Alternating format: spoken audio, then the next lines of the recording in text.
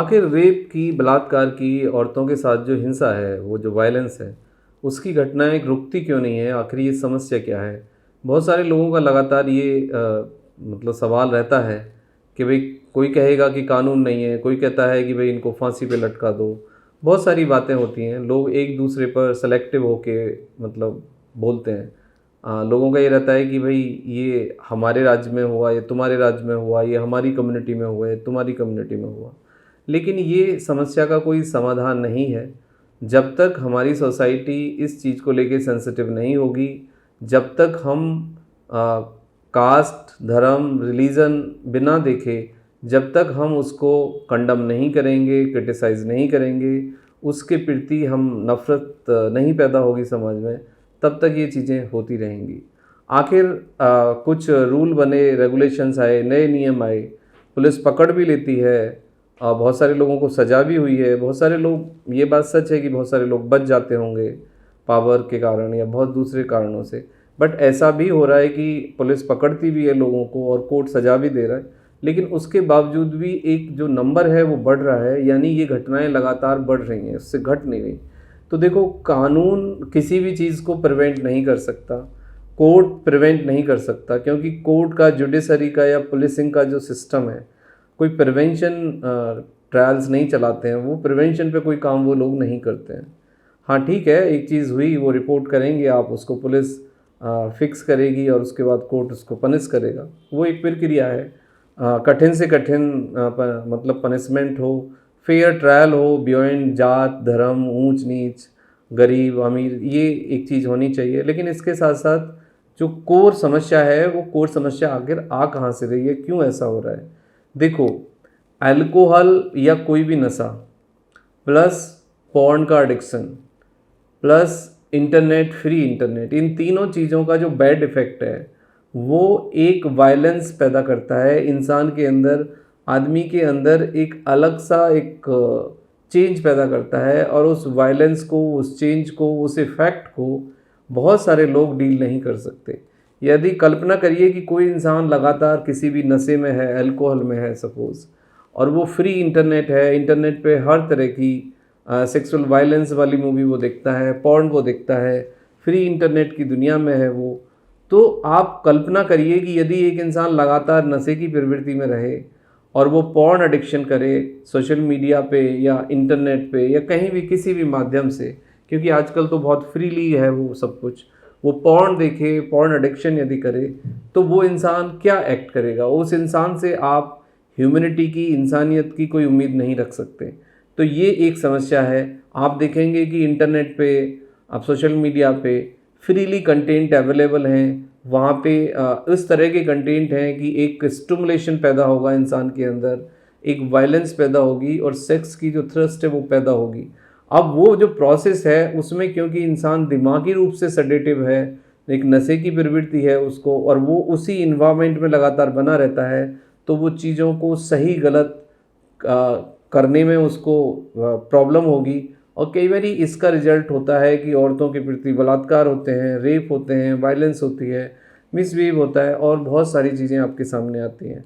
अब दूसरा है इसमें कि माइंड सेट, अभी भी आदमी का जो माइंड सेट है वो बदला नहीं है, एक डोमिनेटेड माइंड सेट है आदमी का, और आदमी आज भी औरत को भोग विलास की सामग्री मानता है, उसी तरीके से उसको डील करता है। बहुत सारे लोगों का तर्क ये है कि भाई छोटे कपड़े पहनते हैं। भाई छोटे कपड़े पहनने का मतलब क्या है? आप क्या कहना चाहते हो छोटे कपड़ों से? क्या औरतों के बलात्कार नहीं होते? क्या बुरखों में बलात्कार नहीं हो रहे? क्या साड़ी वालियों के बलात्कार नहीं हो रहे? या पूरी तरह से जो कवर्ड है उनके बलात्कार नहीं होते क्या?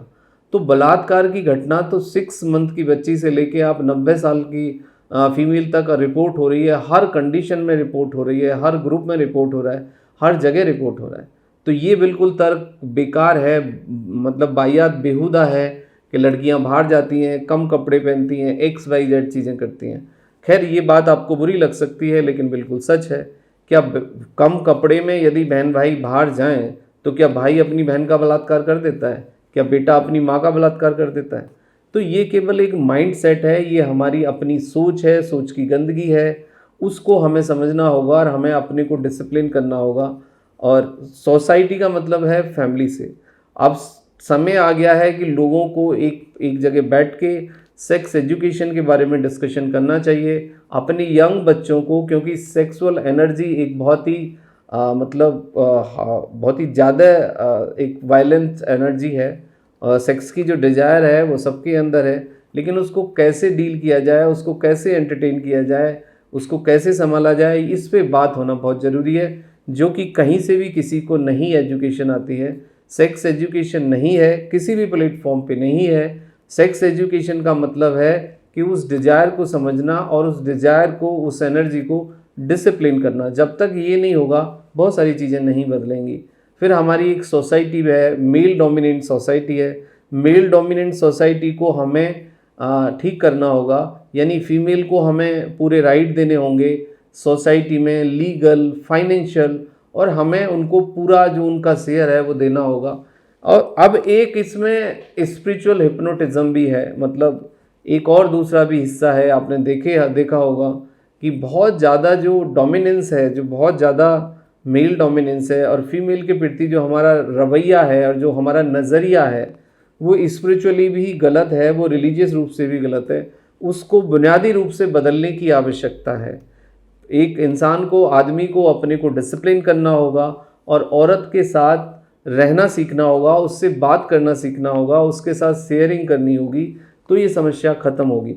लेकिन आदमी के साथ अनफॉर्चुनेट पार्ट ये है कि उसने औरत के साथ सोना सीखा है, ना ही तो उसको समझने की कोशिश वो करता है, ना ही उसके साथ जीने की कोशिश करता है। माइट बी इट्स डिफ़िकल्ट, ये डिफ़िकल्ट हो सकता है, क्योंकि मेल फीमेल की दोनों की एनाटॉमी फिजियोलॉजी अलग है, सोच उनकी अलग है, उनकी पसंद अलग है, उनका नज़रिया अलग है। लेकिन हमें इसको समझना होगा, इसके साथ डील करना होगा, क्योंकि इसको इस तरीके से छोड़ देना हमारे समाज के लिए एक बहुत अच्छा इंडिकेशन नहीं है। और हेल्दी सोसाइटी में इस तरह की घटनाएं, इस तरह के रेप, बलात्कार, इस तरह की वायलेंस को रुकना चाहिए, रोकना चाहिए, और हर इंसान को अपना नज़रिया बदलना होगा, सोसाइटी के प्रति, फीमेल्स के प्रति सेंसिटिव होना होगा, और पनिशमेंट, लीगल प्रोसेस को हमें और इन्हांस करना होगा, मजबूत करना होगा, और एक प्रिवेंटिव, एक एजुकेशनल मैकेनिज्म सोसाइटी में आनी चाहिए, जिससे कि ये रेप, बलात्कार की घटनाएं काफ़ी हद तक रुक जाएंगी। आप अपने घर से ही स्टार्ट करिए, आप अपने फैमिली से स्टार्ट करिए। फैमिली में हेल्थ एजुकेशन के साथ तो आप सेक्स एजुकेशन लाइए, सेक्स एजुकेशन पे बात करिए, सेक्स पे ओपनली, खुले रूप से बात करिए। जो लड़के लड़कियां टीन एज में हैं, उनकी क्वेरीज़ हैं, उनके बहुत सारे सवाल हैं, बहुत सारा कन्फ्यूजन है, बहुत सारा डर है, उसको आप हैंडल करिए। डॉक्टर के लेवल पे हैंडल करा जाए, काउंसलर के लेवल पे, टीचर के लेवल पे, पेरेंट्स के लेवल पे, दोस्तों के लेवल पे, but you have to discuss, और आप एक दूसरे को वो एजुकेशन दीजिए, सपोर्ट दीजिए, कंट्रोल, डिसिप्लिन लाइए, और सोसाइटी के प्रति, फीमेल्स के प्रति आप सेंसिटिव बनिए। तो ये एक अप्रोच हो सकता है, क्योंकि रेप के बारे में मैंने देखा है बहुत सारे वीडियो हैं, लेकिन कोई प्रिवेंटिव मैकेनिज्म, कोई सॉल्यूशन किसी के पास नहीं है। लोग बस बात करते हैं, एक एक्स को दोषी मानता है, एक वाई को दोषी मानता है, एक रिलीजन को दोषी मानता है, दूसरा दूसरे रिलीजन को दोषी मानता है। एक सोसाइटी है जो फीमेल को ही दोषी मानती है। अरे कल्पना करिए, इससे बुरा क्या होगा सोसाइटी में कि फीमेल परेशानी झेल रही है, बलात्कार झेल रही है, वायलेंस झेल रही है, मिसबिहेव झेल रही है, और आप उसी को दोषी भी बना देते हैं। तो इससे बुरा दुनिया में कुछ नहीं हो सकता। ये सबसे बुरी बात है हमारे समाज की, क्योंकि लड़कियों को, औरतों को वैसे तो हम पूजते हैं, और नदियों को, लड़कियों को, गाय को हम पूजा करते हैं, लेकिन इन तीनों की ही सबसे बुरी से बदतर हालत इस देश के अंदर है। तो आप बैठिए, सोचिए, इनकी पूजा मत करिए, इनको देवी मत बनाइए, इनको इंसान बनाइए, इनको बराबरी का दर्जा दीजिए, इनके साथ सेंसिटिव होके पेश आइए। ये ही आवश्यक है। Thank you very much and take care yourself.